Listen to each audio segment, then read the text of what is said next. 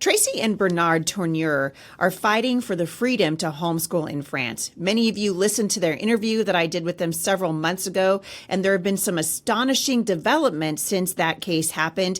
So having been ordered by the French government to register their son for school, they refused to comply. And as a consequence, they've been indicted, interrogated, and ultimately fled France to return home to the United States with a newfound love and respect for freedom. This is a fascinating conversation. And what I want you guys to take away from it, I'm just going to say it right up front, is that if it's happening in a democracy like France, it can happen here in the United States. This is a cautionary tale and an important conversation. Stick around. I think you're going to be encouraged.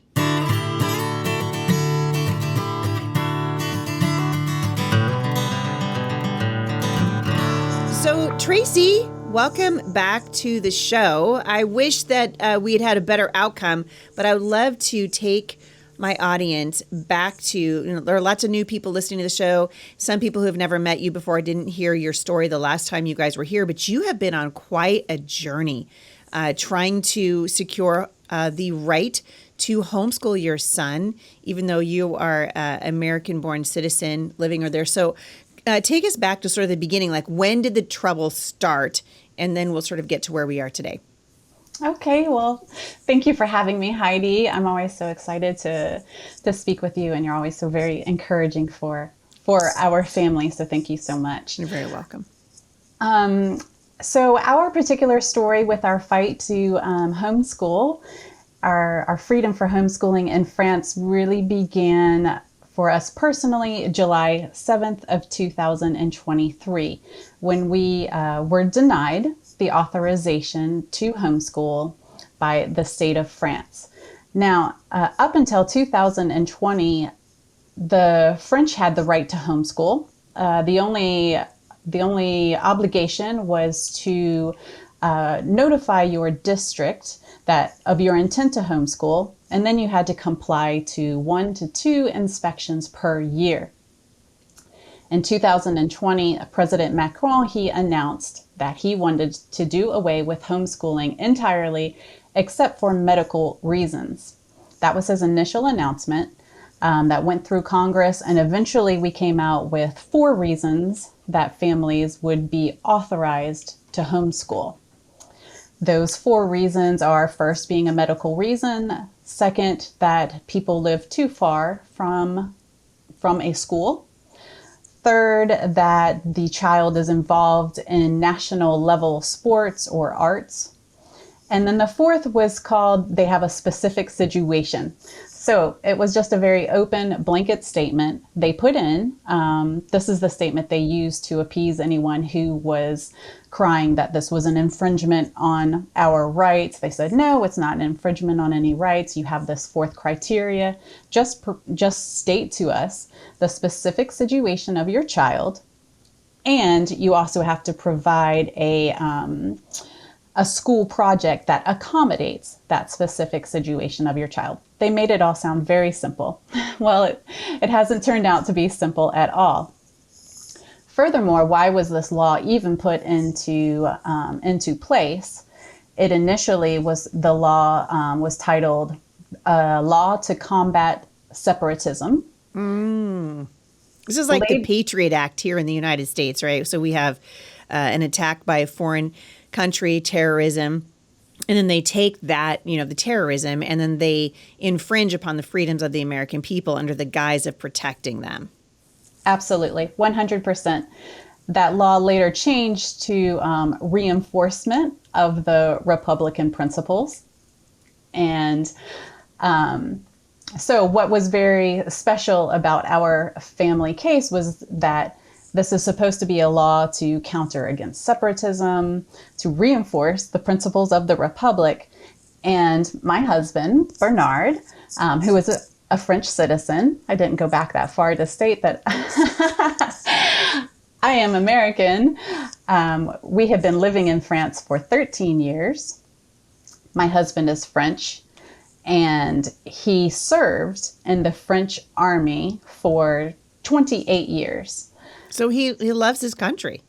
Absolutely. He loves his country and has served his country well. He even received the Medal of Honor for 25 outstanding years of service.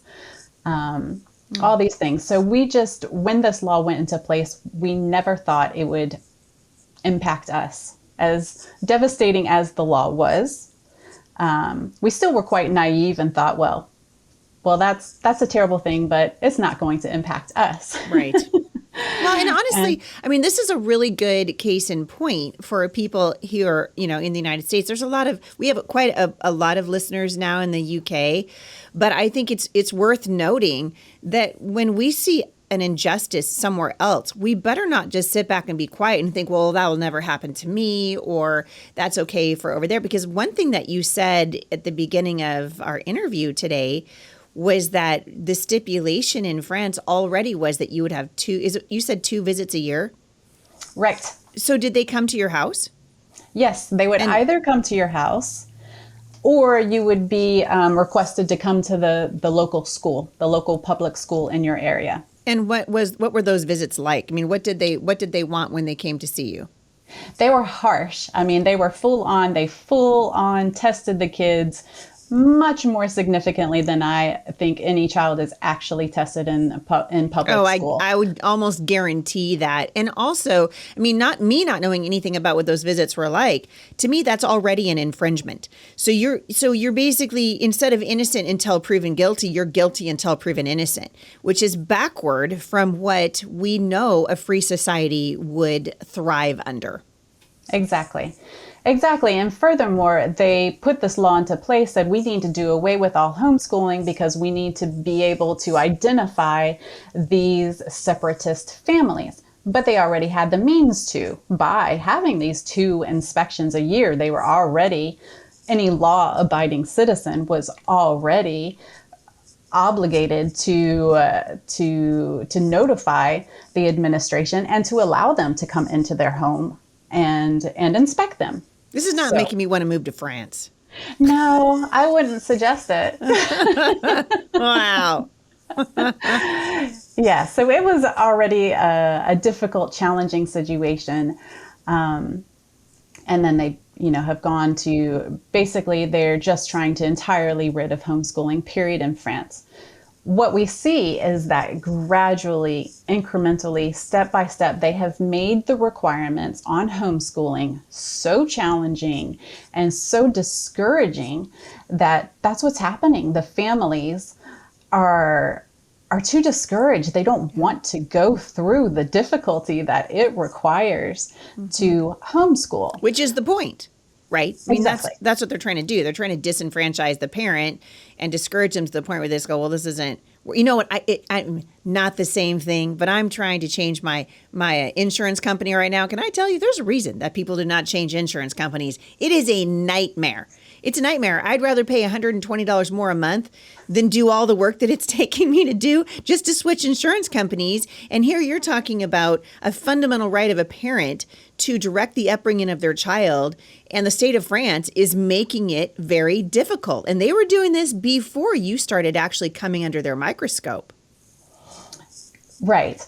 And exactly. And it's been gradually over years that it has led up to this point. And now, President Macron was very clear that he wanted to do away with homeschooling entirely, and he received pushback. But now what they're doing is, well, we're just going to make it so difficult and so challenging and discouraging that people will just stop doing it. And it's working. When he first announced this law, there was approximately 70,000 homeschooled children in France out of about 13 million that are children that are school age, which is a very insignificant percentage, about 0.5% of the population that was even homeschooled. So that was 70% then. Over the course of the next year, that dropped to not 70%, 70,000. Mm-hmm. 70,000 children who requested permission to homeschool. The following year, it went down to 50,000. And this year, we find ourselves with numbers of about 35,000. So you see, in just 2 to 3 years, it has gone down about 50%. And if those numbers, it is a shame. And if those numbers continue in that regard, we'll end up very quickly with exactly his intention, that it's just those minority medical cases who homeschool. It's so sad. It is. And you guys, you fought this. So when you realized, when did the actual trouble start? So, I mean, to me, it's already trouble that they're coming to your house, but that was sort of normal for you guys. When did you realize, oh, hey, this is going to go badly? Right. Well, we were never happy with having to request the authorization, so we're right there with you, nor having them inspect. I mean, it's an honestly incredibly stressful intrusive. Yeah. Very intrusive. Yeah. And stressful on the child, the whole thing. Yeah. But we made our request, our initial request. Again, we approached that the first time a bit lightly because we thought that we were safe. We thought, well, a law that's to counter separatism is not going to interfere with us. Surely not. Well, we were wrong. We received a refusal for the authorization. So that was the first step. And even at that time, I think we both just felt a bit annoyed that we had to go a bit deeper, but we still did not grasp how profound and how far this would go. We just thought they made a mistake. We need to clarify this with them. So we will. Sadly, the first step we did, we wrote back, clarified those issues. We received a second refusal from them. Okay, we're even more frustrated. Now we have to go to court. And we did. So after that second refusal, we are obligated immediately to register our son into school. So we had, to go back a little bit, we had requested the authorization for our 10-year-old son. So when we're denied the authorization, we are obliged immediately to register him into school. They're treating you like a criminal. It's amazing to me. Yeah. Absolutely. And so the first step we did was to go to court to request to suspend that obligation to enroll him, to give us time to go through the court process, to clear this up before we are obliged to enroll him in school. That was the first court process we went through, and we lost. And did they say why? Process, why did you lose? Because we did not prove that there was anything detrimental to him going to school. That was the excuse that they used, even though, again, so many of this process really did not have anything to do with what was stated in the law that was required of us. They're just kind of picking and grabbing and choosing things that's like, well, wait, nobody said we had to do that. Right. But that first court appearance was really what triggered us and made us realize something is deeply wrong here, because again, we just thought there were errors being made and we were going to be able to clarify this and people would see that, that we're raising a healthy child and he doesn't hate the country and he's not a threat to France. Exactly. We thought people would see this. And even as part of that, when we went into court, my husband pinned on his Medal of Honor to kind of show, look, we are not separatists. Everything's good here. And we thought that they would see that. But actually quite the opposite. I mean, they just attacked us in court. And that was really when we realized, wow, this is crazy. Like they don't want to hear, they don't care. They don't actually care about our family and our child and what's best or what's not. They have an agenda here and they're going for it no matter the cost. So that was really the first major red flags. That's when we started getting lawyers involved. And that's when I heard from you. Yes. Exactly. Yeah, just trying to bring awareness to what was happening. It was shocking. I mean, even when I heard the story the first time, I thought, man, when we think of the French people and the country of France, you don't think of a dictatorship. You don't think of communist China. And yet they're very controlling of their own citizens. And it was shocking and sad. Absolutely. It is. And it's just grown from there. And for us, that's exactly, we too did not think we were living in North Korea or China where we expected this type of thing to happen. And it was very shocking, but very real, what did take place. So after we were obliged to enroll our son in school. We never complied with this obligation. So we were truant in that regard. We never registered our son to school. We did continue the court process. The next step of that court process was to go to the administrative court. And in the administrative court, we had 3 judges. We sat before a panel of 3 judges. We had supplied them all of our back history about our family, about the education that we're providing our son, everything. There is a woman in the French justice system that's called the reporter. I think the closest thing we would find in the U.S. justice system is a law clerk who reviews all of the material. And then she give a recommendation. Exactly. She gives her recommendation in the courtroom with everyone present to the panel of 3 judges. This is my review. This is what I think your decision should be. As part of her decision, she said it is without difficulty that we acknowledge that they have identified a specific situation for their child, a corresponding school project. So she's acknowledging we met the law. That's what the law stated we were required to do.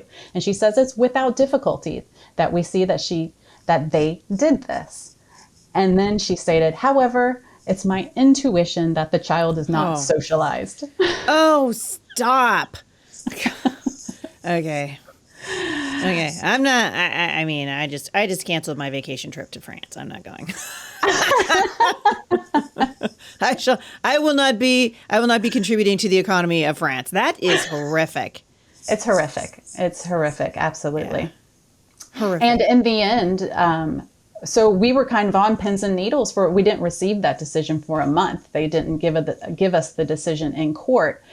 And we were kind of on pins and needles. Are these judges going to actually apply the law, or are they going to follow this law clerk's intuition? And they followed the intuition. And 4 weeks later, we received the decision that they validated the decision to refuse us authorization to homeschool. Wow.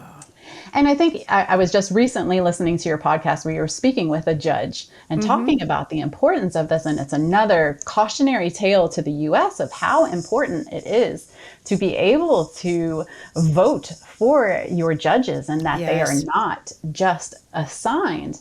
Because in France, that's what they are. Not a single judge is voted. They're assigned. They're part of the system. And, if you have a leftist government, then you can almost be sure that you've got leftist judges. Exactly. Yeah. And I was hopeful that there was a panel of 3 thinking can't possibly all 3 of them are going to agree. And was it unanimous? It was. Yes. Ow. Wow. Wow. Okay. So then what happened? So you guys, you get indicted, right? Right. Absolutely. So that was our last court appearance. We have now appealed that decision, and we are still waiting our trial date in an appeals court to appeal this decision. And we're expecting to have that date. They tell us we can anticipate that date in January, February timeframe. So during all this time, we are required to register our son into school. And we refuse. We do not comply with this requirement. We spend our days and nights for the past year really appealing to every congressman, deputy. We've interviewed the director of education, the Department of Education, the local school districts, everybody that we could get to listen to. We have a system called the Defenders of Rights, who are supposed to be like a mediator between the civil and the government. Anyone we could go to, we did daily. Wow. And also as part of that, we were appealing to the media. Another interesting aspect in France is that the media doesn't even much care about this infringement on human rights. And it was incredibly difficult to get any media to talk about coverage. this. Yeah, any coverage at all. Coverage. Yeah. And we did, though. Eventually, we did. And we had an article about our family that was published in a rather prominent conservative paper in France. And 2 weeks after that article was published, the police were at our door. What? Yes. So now it sounds to me like the French government has taken this as a personal affront, right? That you would challenge them, that you would say we disagree with you, that you would say, hey, this is an infringement on our rights as parents. And oh, and by the way, our child is being very well educated. He's not a threat to the country. We're not separatists. My husband has served in the French military, for crying out loud. We're like the quintessential French family who loves their country and just wants to homeschool our son in peace. And it sounds to me like the French government has taken your refusal to comply with their irrational and I think unconstitutional request as a personal affront to the French government. Absolutely. That's what I believe happened, is that it came to the attention of some people that took it personally, took it as an affront, took it as a threat, that our family would be able to expose the true nature of this law. When this article came out in this conservative magazine or whatever it was, what was there? Was it in your favor, or was it sort of a squishy? I mean, how did that? How were you portrayed in that conservative publication? It was strongly in our favor. It was a very favorable, well done article, but pointing out these inconsistencies between the law and that now, a French family, as you just stated, everything you just stated, that's what the article was about. Is you have, an Army veteran who is now losing his rights due to a law that is to apply against separatism. There's no... Yeah, the rights that he has served, basically given almost all of his adult life to defending. And now when it's his turn to have those rights applied to his case, he's being denied. Right. Absolutely. So this article publicized that. And 2 weeks later, we had the police at our door summoning us to the police station. That is terrifying. Interviewed. Was your husband home when that happened? He was. We were all home. My son too. What was his reaction? I mean, I'm just trying to picture this man who served in the French military, and now the police are at your door. What was your husband's reaction? Well, it's all very infuriating. I mean, still today to talk about it, it brings up a lot of. Hey, man, I wasn't there, and I'm mad. I mean, I'm just like, what is wrong with these people? And what's really crazy, and this is why I keep having you on my show, because people are like, what are you having to, I mean, that's happening in France. People need to understand it can happen here. It can happen here. And the way that we safeguard it from happening is we pay attention to who we elect into office, and we don't elect leftists, because leftists believe that children are the property of the state. And basically, France has been taken over by a leftist government. Absolutely, 100%. And that's why I'm happy to be here too, because I absolutely share that with you. It matters. It matters the trajectory of the country, of where we're going politically, because it is a leftist agenda. It is that they will be the ones who make the decisions about the welfare for our children. And you absolutely, I mean, in so many different ways, having lived in France, I'm constantly thinking, man, I'm seeing the U.S. 10, 20 years in the future. And you can, I mean, and it's certainly in this situation, but in many others too, because they all have the same roots, quite honestly. It all goes back to the Marxist roots. Absolutely. I mean, you can trace this back to Stalin. You can trace, I mean, it's amazing the lack of education that we see in the rising generation as to totalitarianism and how it starts and what it looks like. And even, Kamala Harris and her, unburdened by what has been, if people would trace that statement back, they would discover the Marxist roots of it. These people, if they tell you who they are, you should believe them. You should believe them. And for my part, most of, 6 of our 7 have already graduated from our homeschool. I've got 4 years left with our daughter who's in high school now. And so for me, I don't feel threatened for, freedom for homeschooling my own children. But I have a 12-year-old grandson, a 12-year-old and an 8-year-old and a 4-year-old and a 2-year-old and a new baby and another one coming. And I'm telling you what I do now is to fight for them, is to fight for the rights of my children to determine the upbringing of their own children. And these elections have consequences. Absolutely, they do. And I'm right with you. I think, too, about my grandchildren. I don't know that here in the U.S. we would see this take place in my son's education. He's 10 years old. But you can see it coming. But I can see it coming. Yeah. And I, undoubtedly, if we continue in the same vein, it is coming. And there are already indications. There are already small things that are beginning to happen that I would fight with everything that I have. But well, I'm sure our friends at HSLDA will be calling you. I'm sure that's what's going to happen. All right. So the police now have come to your door, and they've said what? They've said what to you? So they have said that they need to interview our family. They need to see us because we have not complied with this requirement to register our son in school. Oh, so this they makes need me to so see mad. us. I can't even with these people. Okay. So my blood pressure's going up, Tracy. yeah, mine too. At this moment, I think we were all a bit in, shock, a bit of shock. Although we knew it was a possibility, we did know it was possible to happen, but it's still a shock when it happens. And it was the 3 of us. We were outside when they came, so we all 3 talked with them. They were nice and civil, no problem. I was thankful that we had time to prepare, that they didn't take us immediately, and that they requested us at another date, and we were able to regroup. So that was that day. That was quite brief, and then we knew, okay, this is it. It's beginning. We are going to have to go to the police station. So now you're not going to court. Now you're going to the police station. Right. Exactly. Unbelievable. It's unbelievable. And lest people forget, I have friends who have homeschooled in the 70s and 80s. And these people, they were threatened.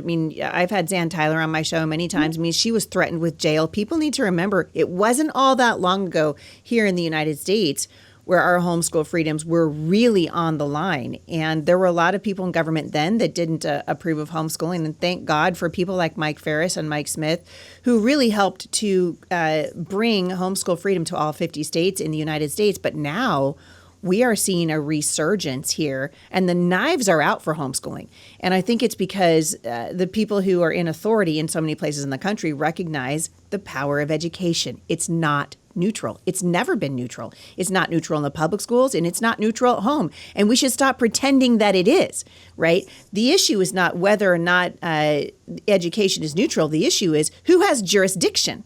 The issue is who gets to decide. And we believe as Christians that children belong to their parents. They are inherently given to their parents by God, and it is the parents' responsibility to direct the upbringing of their children. And that is what is at stake. And if you ask Mike Ferris about it, he would say that the reason that the left hates home education and the reason that you see the knives out for it in places like France is not because they think that you're giving your son an inferior education. It's because you're giving him a religious education. It's because you're teaching him right from wrong. This is a spiritual battle. Absolutely. It's 100% a spiritual battle. And President Macron is not even hiding that fact. And if I can go back a little bit, when he put this law into place, when he announced it, he said, I'll quote again because it's so shocking. And I know you read this last time and it made me mad last time. So I'm just preparing myself again. Okay. Yeah, prepare yourself. So I'll read this. It's important because it actually shows that it's a spiritual battle. It's an ideological battle is what it is about. It's about the hearts and minds of our children, and it will also play a part in our personal story. So President Macron stated to the world that school is the mold of the republic.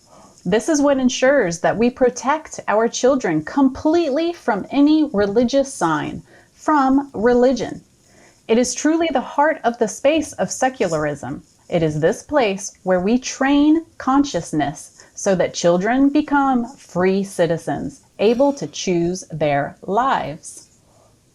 So it's clear it's absolutely about the hearts and minds of our children. I love that he says it's so that they can become free citizens. And what he's doing is absolutely the opposite of freedom. It's the opposite. Absolutely. And thank goodness that we have given our son a homeschool education. To go back to when these police were at our house, of course, as we entered our house and we debriefed as a family, one of my first things I say to my son, hey, how are you? Are you okay? How do you feel? And he's like, Mama, I'm great.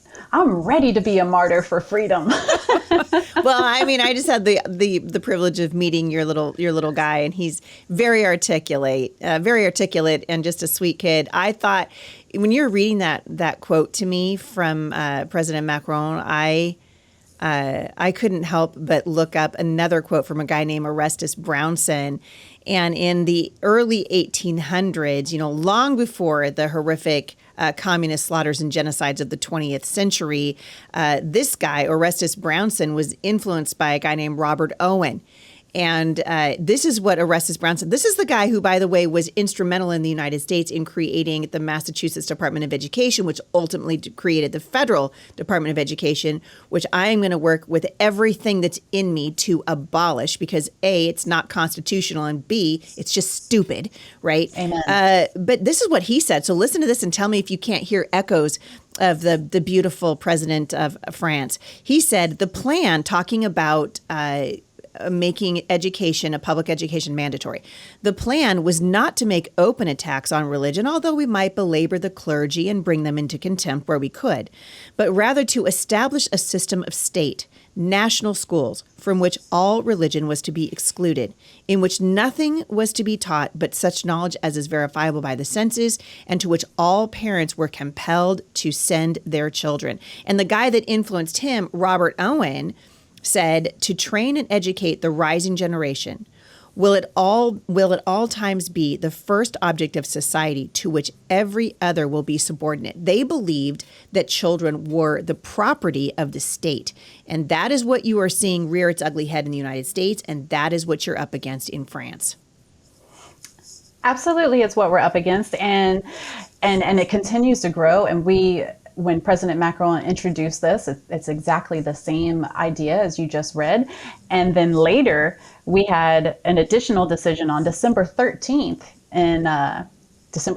2022, in France by the Supreme Court. They mandated that it was up to the administration to, I quote, examine the advantages and disadvantages of educating the child, on one hand, in a public or private school, and on the other hand, in the family.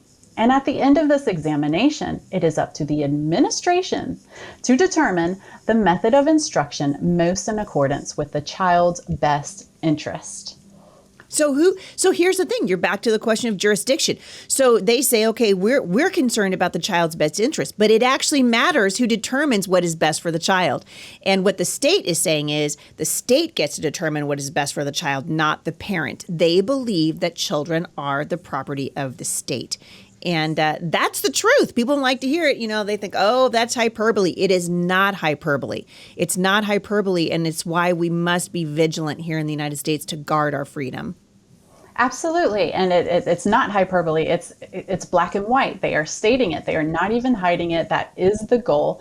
That is why up until this juncture, we have lost in every level of the court system, because they just hide behind this decision that I just read to you saying, well, it's up to the administration to decide what is best for your child. And we decide Shocking. It's best for him to go to school. It's so shocking. So they come to your house. Now they've said you have to go to the police station. So then what? Right. You go to the police station. You've regrouped now. They were benevolent enough not to treat you like they did in Nazi Germany and throw you in the back of a truck. So they give you a couple of days and they say, hey, you need to report down here. And then what happens? So my husband and I went to the police station. We did not take our son. They did say that was not required that he be there. So my husband and I went to the court. No, I'm sorry, not to the court. We went to the police station. When we arrived there, actually, the police refused to see me. What? Interestingly enough, yes. And Tracy, you can't make this stuff up. oh no, you can't. It's true.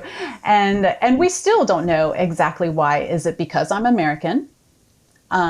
Is it because when we filed the request, my husband did very intentionally just put his name on the request in the horrible possibility that exactly what was taking place would, and that if we were to end up in jail, it would only be one of us and not both of us. The fact that you haven't even think about that, it must have just made you sick to your stomach.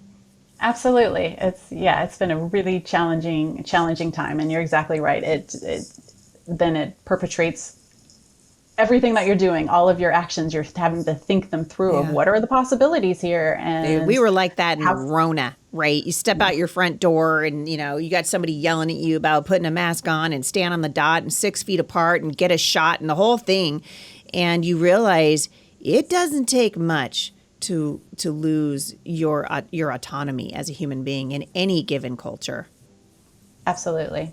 So we're at the police station and they refuse to see me. They make me leave the building. And they take my husband, who's well prepared. He came there with every file that we had, our request, all of the times. I mean, I think we had requested an interview with the Department of Education somewhere around 42 times in email, as well as phone calls. And we had all the records saying, look, we're trying to talk to them, and they refused to talk to us. We had also had every test on the planet done of our child. We had a psychology review. We had his school examinations from credited schools in the area. We had all of his instructors, like piano, and he's a swimmer, his swim instructor, art class. We had all of them write testimonials about him. Well, this shows you that it's not about that. Exactly. It just isn't. I mean, when people say, well, it's in the best interest of the child. Clearly, this kid's having a great life.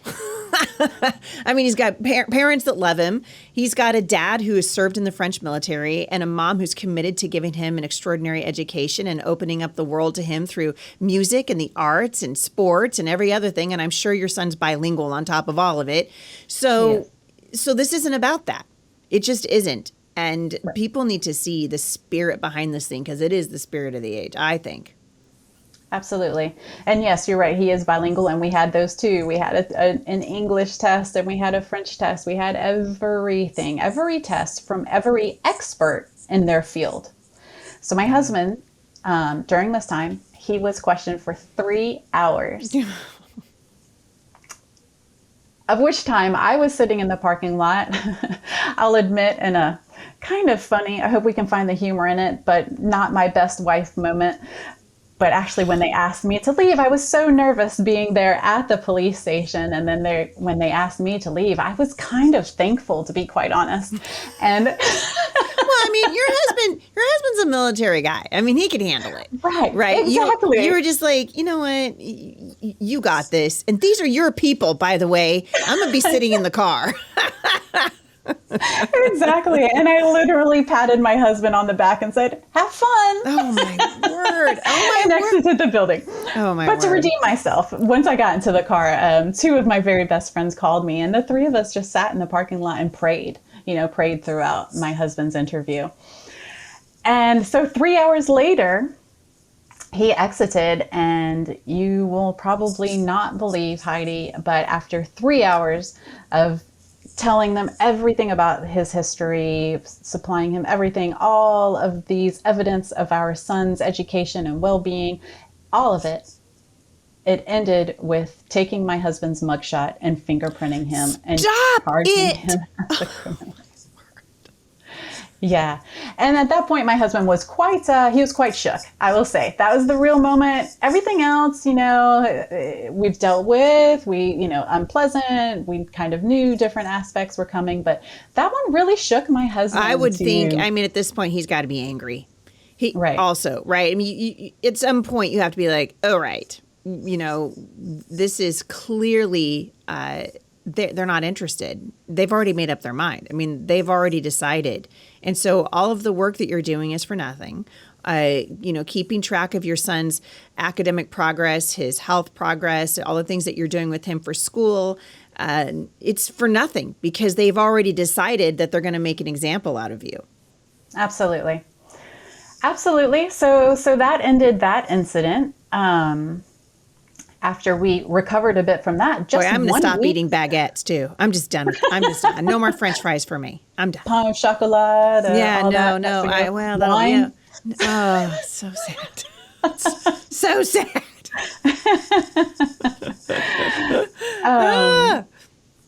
So then, in a turn of fate, 1 week after that, so while we're going through this whole process, just to preserve our right to homeschool for the 23-24 year, we also had to be in the same process of requesting our right to homeschool for the 24-25 year that was approaching.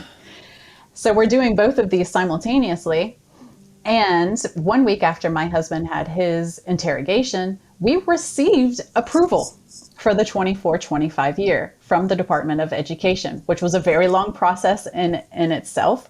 That we had gone to interview the Department of Education, where they told us that because we had not followed the law for that year, we would never receive it. They said, you did not comply, so until you put your child into school, you will never again receive approval. To which we responded, where is that written? Where is that? Show us. And, we cannot show you right now. I don't have it here. And we called them every single day. Wake up. There was a wake up call. Okay, have you found it? And I think you're messing with the homeschool mom. Maybe you don't know. But homeschool moms are a little bit, we got a little bit of warrior in us, right? The homeschool mom's like the ultimate version of the mama bear, right? So Tracy's on the phone every day like, hey, it's me again. Yeah. and I think, it helped in our favor. In the end, they gave us the approval. They said, okay, we won't hold that against you. You can request authorization again. So we followed through with the request and we actually received approval. So amazing, a victory. Hallelujah. And so we take that, and my husband takes it to the police station and says, look, as of the year 2024-25, even the Department of Education has now agreed that we have the authorization to homeschool our son. They have verified he's educated. There's no problem here. So this goes away in a matter of weeks at this point. But his mugshot's still on file, and he's still been fingerprinted. Right. Exactly. Right. Exactly. So they take that information. Okay. We go on thinking, waiting to see where this goes. And then a couple weeks later, my husband goes back to the police station for a completely unrelated thing. It was to request power of attorney for someone else to vote in his place because we were going on vacation. Yeah, I bet. We were going on vacation to the US of A. It was a much needed vacation. So, whoops, our furniture is gone. I'm not sure how that happened. Not yet, but we're getting there. So when he goes to the police station, they at that time say, oh, it's really good to see you. We were actually on our way to your house. We want to see your son. No. Yes. You can't make this stuff up. All the twists and turns in your story. You need to write a book. And so I was not with him. He comes home and he tells me, okay, the police are going to interrogate Emmanuel. And my response was like yours, Heidi. No, they're not. Nope, Mama's done. Not. Mama done. Exactly. And so that was, major red flags. That was when everything really, questioning us, summoning us, all of that is one thing. Mm-hmm. But our 10-year-old son, this is horrendous. It's horrendous. And then I too, with my American background, I just thought, no, they can't do that. They can't just summon and request to interrogate my son without some kind of probable cause or something something going on. And the charges against us are not registering our son into school. And we're like, look, we didn't do it. We did not. We're not denying. We did not register him in school.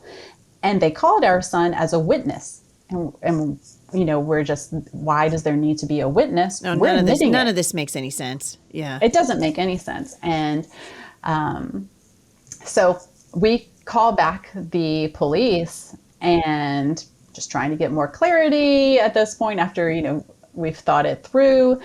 And at that time, the police tell us, because also initially we were not allowed to be there.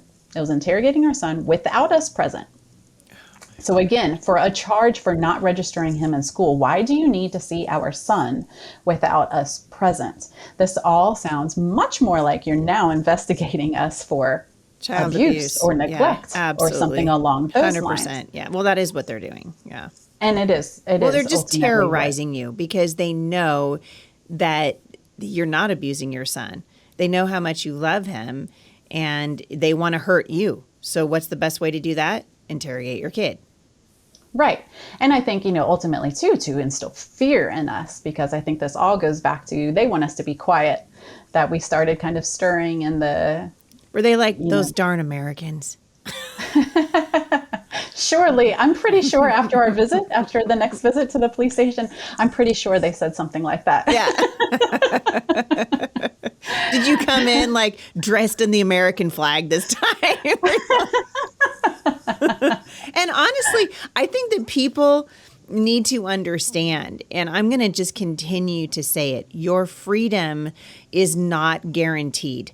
We have to be vigilant. It doesn't get passed down in the bloodstream. We don't get it through osmosis. It is preserved through defense, through the defense of liberty, and we do that through our elected officials. And you guys, you lost your voice there essentially because there is nobody left to defend you. Absolutely. And that's what I could not believe it. I thought, no way I'm letting my son go have this interrogation.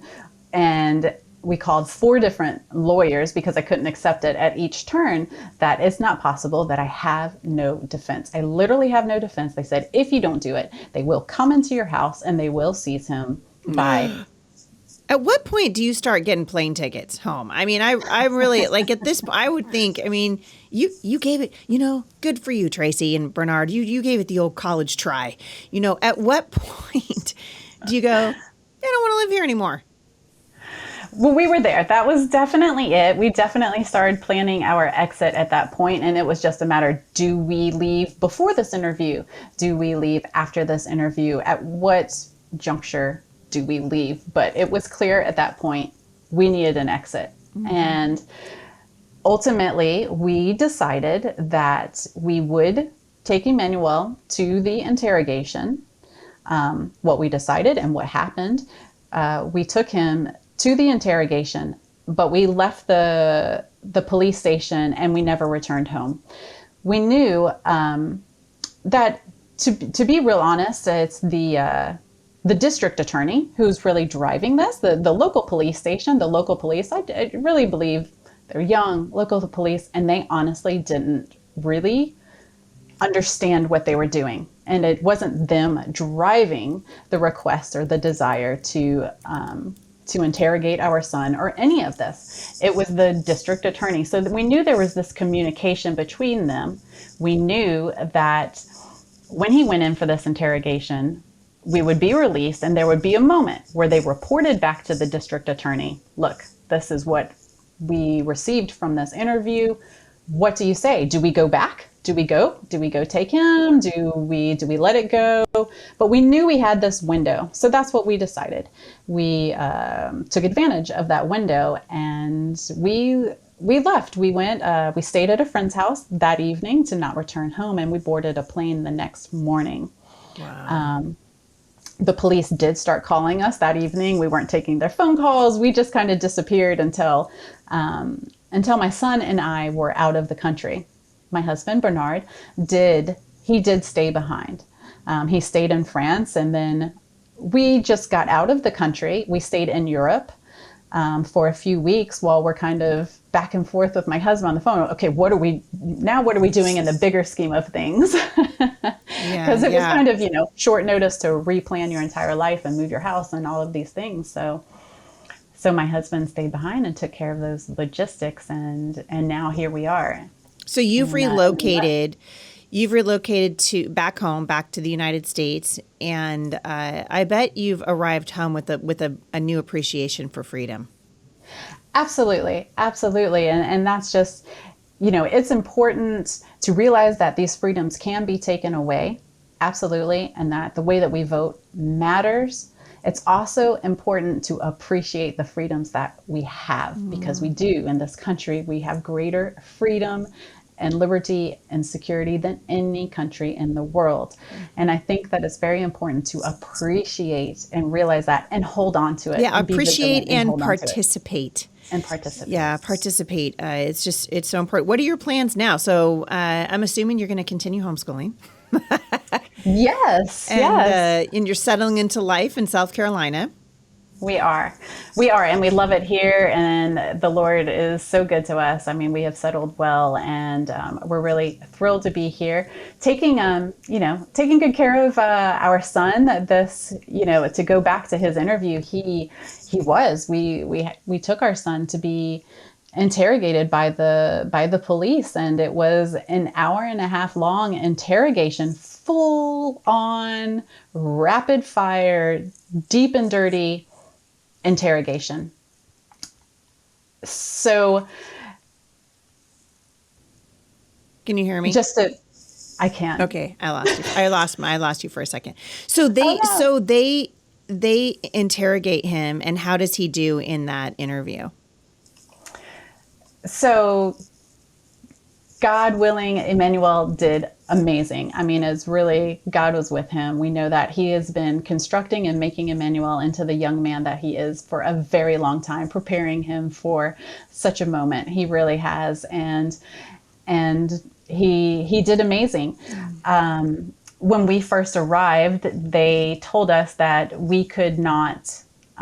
So we had hired a lawyer to be with our son during that time as well. So we had a lawyer present with us, and they told us that we as the parents could not be present during that interrogation, which I just was not having.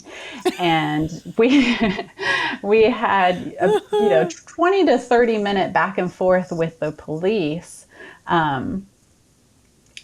pushing for me to be present, at which eventually they conceded and allowed me to be in the room with him. But I was in a corner where he could not see me. I could not see him, but I was present. Wow.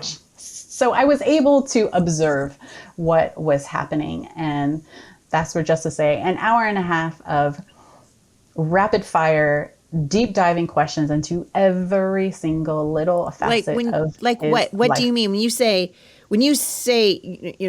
deep, what do you mean? So to start out, to ask about his family, just kind of starting out, where do you live and what is your family life like? But then, how many hours of a day do you see your mother and your father? Who else is there? What time of day is that? At morning? Is that at night? Is that, from that to your family life. Now, what's really, really shocking about it, and this goes to the fact that this has nothing to do with homeschool. Nope.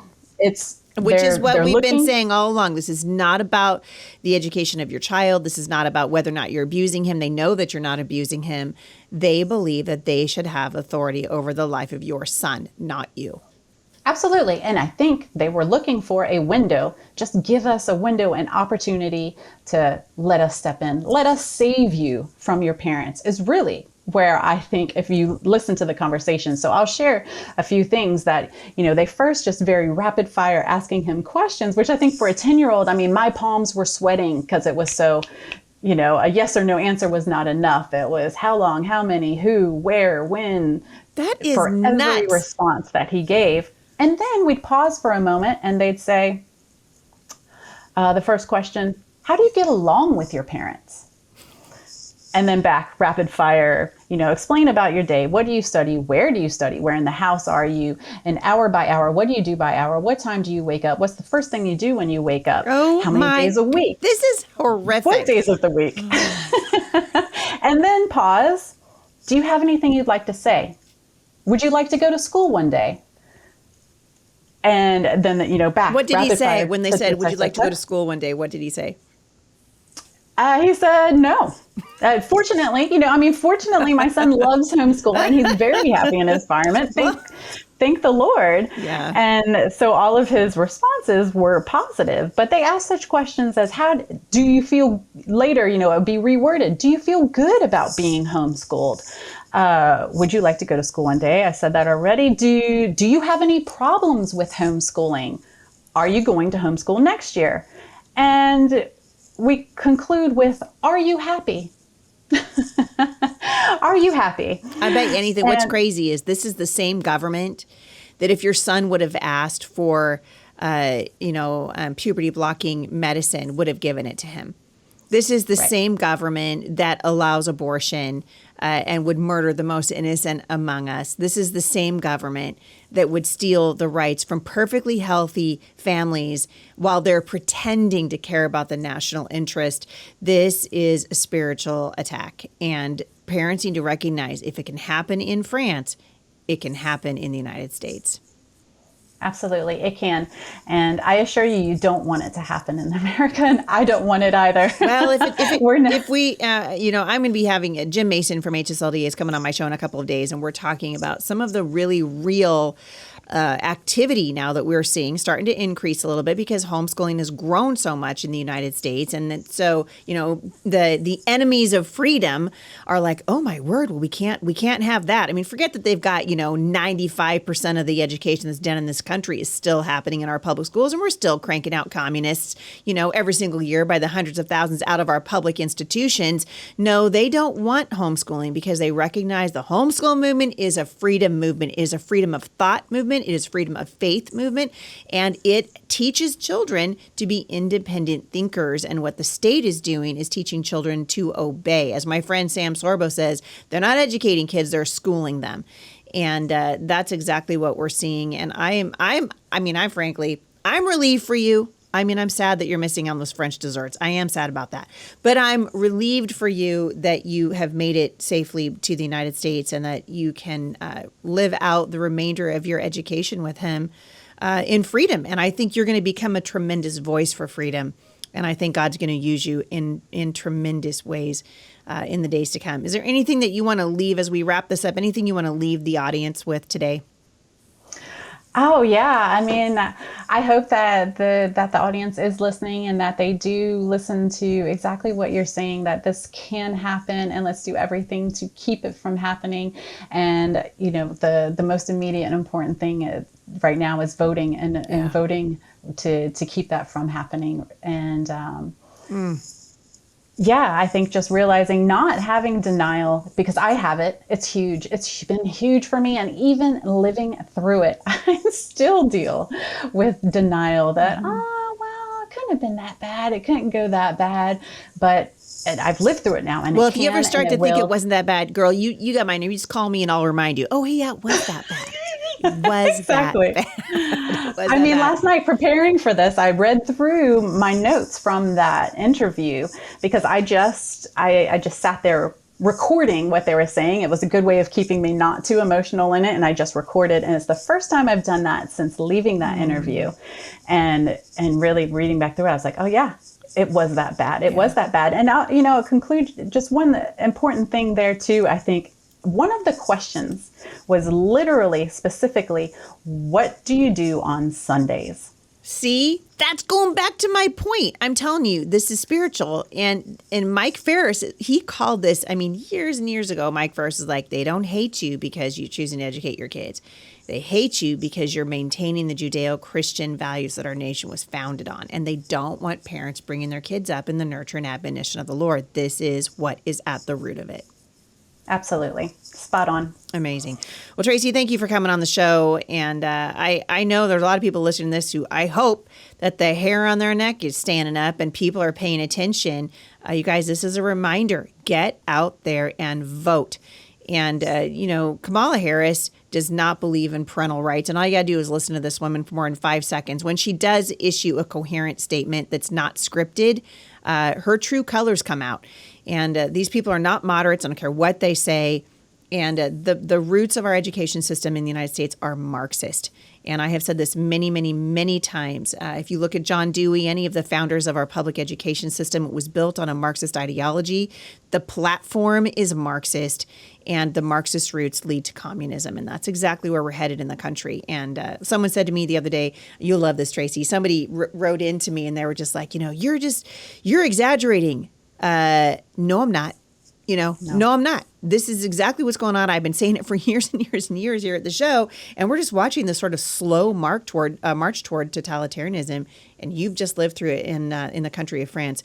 And I pray to God that it doesn't come here. And the only way to prevent it is to engage right now in our electoral process and in electing our leaders. So Tracy, thank you for coming on the show. I wish you and Bernard and Emmanuel the very best. And I hope I get to see you. I probably will out on the road at some point in the days to come. Thank you so much for having me, Heidi, and thank you for all that you do. You're welcome. You guys, I hope this has been encouraging and enlightening. I hope it's been a little bit eye-opening for those of you who, like Tracy said, it's easy for us to live in denial and think, well, that will never happen here. And if it can happen in a country that is a democracy like France, it absolutely can happen here. Pay attention, you guys. Find out what the people who are running for governor of your state, what do your legislators think about home education? What do the presidential candidates think about the freedom of parents to direct the upbringing of their children? I'm working really hard to get some more candidates on the show so that we can sort of find out what are the right questions that we should be asking these people, because we need to find out where they stand. It matters. Freedom matters. And your ability to homeschool your children it's only as secure as the next generation of leaders. And so we want to be careful when we elect these leaders. I hope that this has been encouraging for you. I'm so proud of Tracy and Bernard. And, these people are warriors in the way that they stood up to the system there and refused to give in. And it really blesses and encourages me to see it. I frankly am glad to have them stateside. And I know that a lot of you would agree with me on that. So thank you guys so much for listening. If you got your ballot, by the way, those of you who live in mail-in states, unfortunately, like I do, if you've gotten your ballot, fill that bad boy out and get it back down to the elections department. Don't wait until the end of the election season. All right, you guys. Love you guys. We appreciate you. Thanks for listening. I'll see you back here again at the intersection of faith and